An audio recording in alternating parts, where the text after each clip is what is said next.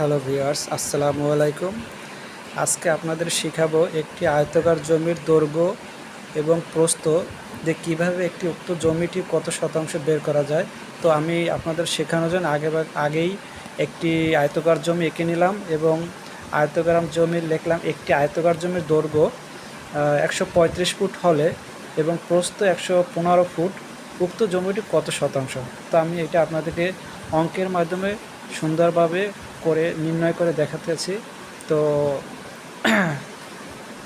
ক্ষেত্রফল, এটার সূত্র হলো ক্ষেত্রফল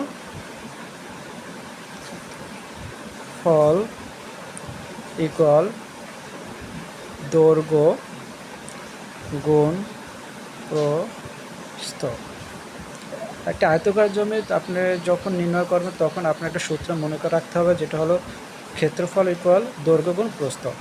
তো আমরা দৈর্ঘ্য গুণ প্রস্থ, দৈর্ঘ্য পেলাম কত 100, এটা হচ্ছে দৈর্ঘ্য, এটা হচ্ছে প্রস্থ। তো দৈর্ঘ্য হলো 135 ফুট আর প্রস্থ হলো 115 ফুট।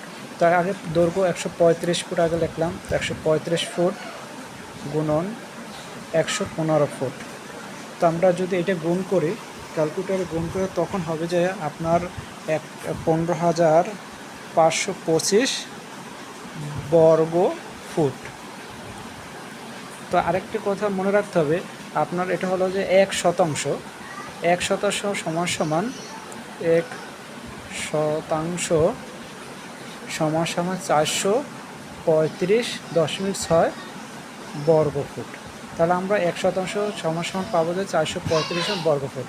তাহলে এটা দিয়ে এটা যদি আমরা ভাগ করি, 435.6 বর্গ ফুট দিয়ে ভাগ করলে আমরা পাবো 35.64 শতাংশ।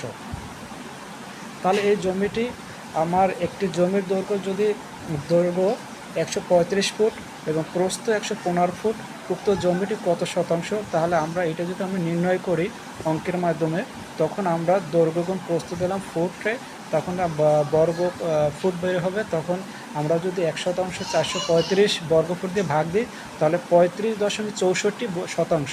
তাহলে এই জমিটি আছে আপনার 35.64 শতাংশ।